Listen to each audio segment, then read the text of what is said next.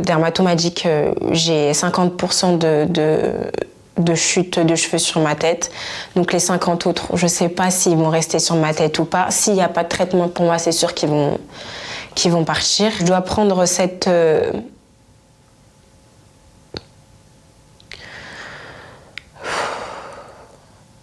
Je dois prendre cette maladie-là pour une force. Je pense à mes cheveux, en fait. À mes cheveux, d'il y a quelques mois que... En plus, j'en suis sûre qu'il y a plein de gens qui vont me dire « Oui, mais vraiment, t'as pas besoin de cheveux, t'es vraiment belle sans... » Mais en fait, eux, ils ont leurs cheveux sur leur tête.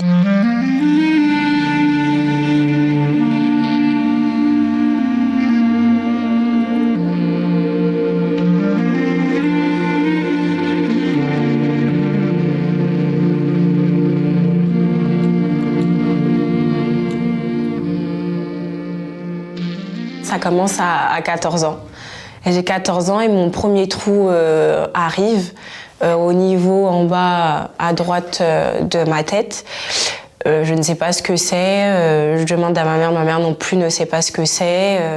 Donc directement, elle me prend un rendez-vous chez le dermato pour savoir ce que c'est. Quand je vais chez le médecin, il me dit que c'est une pelade, que c'est rien de grave, que ça va repousser et que je devais prendre des séances avec lui chaque semaine pour me mettre de l'azote au niveau de la pelade pour justement que ça repousse.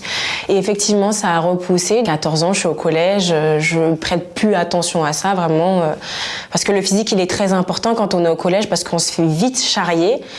Et donc c'était un soulagement pour moi, donc je refais ma vie jusqu'à ce que mes premières rechutes tombent devant au niveau de ma tête à mes 19-20 ans. Mes cheveux commencent à reculer et les gens le remarquent. Et là, ils viennent me le dire, ils disent « Ah, c'est bizarre, tes cheveux, ils commencent à reculer, t'as pas de cheveux, c'est bizarre devant, qu'est-ce que t'as ? Ça doit être... tu dois peut-être trop serrer les mèches, faut que t'arrêtes de serrer les mèches, faut que t'arrêtes de mettre des braids, c'est connu pour que justement, quand tu serres trop les mèches, eh ben, tes cheveux tombent. » Moi-même, je commence un peu à m'inquiéter. Et au moment du Covid arrive, pendant le confinement, mes cheveux, ils étaient en très bonne santé, vraiment tout allait bien.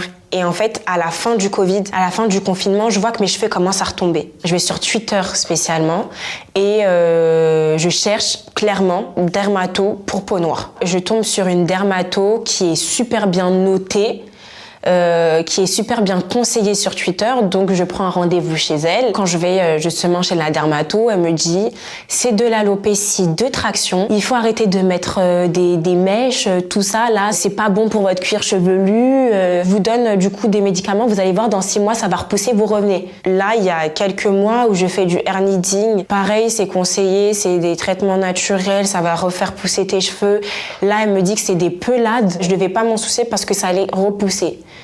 Ça n'a pas repoussé, donc franchement j'essaye de chercher toutes les solutions possibles pour savoir ce que j'avais, pour qu'on me dise ce que j'ai, parce qu'on me dit alopécie de traction, ok alopécie de traction, mais les alopécies de traction ça repousse, moi ça ne repousse pas, justement ça s'aggrave. J'ai arrêté de mettre les braids chaque mois, je faisais parfois une fois par année, mais dans tous les cas ça ne repoussait pas.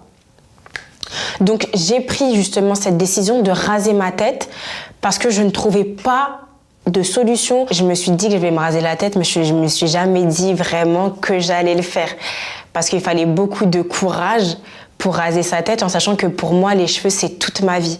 Quand je me suis vue, je me suis clairement dit que j'étais moche et que j'allais pas rester chauve toute ma vie parce que ça ne me va pas. Et en fait, quand j'ai fait la vidéo sur les réseaux et que j'ai rasé ma tête et que j'ai reçu plein de messages positifs, oui, ça te va super bien. Moi, je me trouve pas belle, mais eux, ils me trouvent belle. C'est déjà, on va dire, un point positif. Cela m'a boostée et j'ai préféré rester chauve sur les réseaux et j'ai préféré assumer et préféré être le porte-parole de justement ces femmes qui ont honte, qui ont peur de ces regards-là, parce que moi aussi, du coup, j'avais peur de ces regards-là.